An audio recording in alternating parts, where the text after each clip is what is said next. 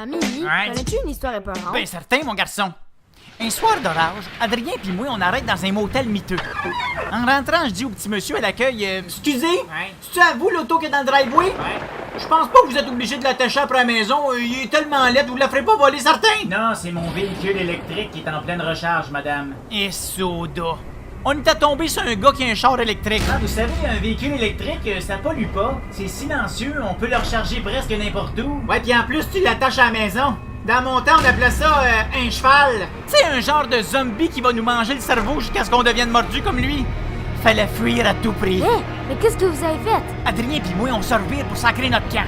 Mais la porte s'est fermée devant nous autres sans que personne y touche. Adrien regarde vers le salon. Il n'y avait pas de fenêtre. Mais il y avait une petite fille blonde en jaquette qui fixait une TV qui faisait juste gricher. À un moment donné, la petite fille se revire puis elle nous dit... Dès qu'il va avoir fini de charger son petit char, on va peut-être pouvoir pogner un poste. On était fait. Le zombie écologique avait déjà commencé à nous écœurer. Vous savez, moi, je sauve la planète en utilisant l'électricité plutôt que l'essence. Et ça me coûte pas cher. J'ai juste à me priver d'un café par jour. Ben, tu sauras que mon char à essence vient de te sauver la vie, mon pit. Parce que si j'avais pas pu me payer un café un matin, ça ferait longtemps que je t'aurais écrasé la tête sur le porte-stylo que sur le comptoir. Fait que je prends une clé que sur le rack qui on part en courant dans le corridor en avant de nous autres. Arrête, j'ai peur, mamie! Le zombie continue d'essayer de nous convertir. Je vais travailler 7 jours sur 7 avec ce char-là, puis j'ai jamais eu de problème. Au prix qu'il est vendu, t'es obligé de travailler 7 jours sur 7 pour le payer. Il est là le problème. Adrien trouve une porte de garde-robe. Il l'ouvre, mais on tombe face à face avec Freddy Krueger avec un air terrorisé qui nous dit... Fermez la porte, s'il vous plaît. Il pense que je suis parti. Fait qu'on arrive à notre chambre, on ferme la porte. C'était le silence. À un moment donné, on entend quelque chose en dessous du vitre. Adrien se penche. C'était le gars qui massacre du monde à la tronçonneuse qui broyait. Il m'a convaincu à changer ma chainsaw pour une électrique. J'ai plus de plaisir. Tout à coup, on entend...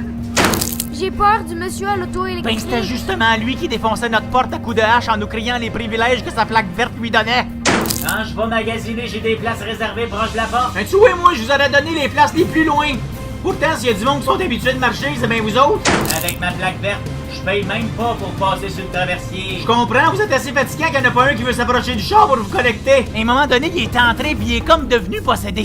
Il s'est mis à crier avec la voix de David Suzuki. J'ai même une application qui me montre que j'ai sur mon chemin. Hé, qu'est-ce qu'il a dit? Si sa tête avait pas fait un 360, j'aurais probablement compris quelque chose, mais non. À un moment donné, on se réveille puis on tombe face à face avec un clown enragé qui tient une ballonne rouge. Tassez-vous! Ce style-là m'a converti au char électrique. Puis depuis ce temps-là, je manque une fête d'enfant sur 2. On va le tuer. Tant qu'à moi, c'était plus un exorciste qui avait besoin, mais garde, j'ai pas osé y péter sa ballonne.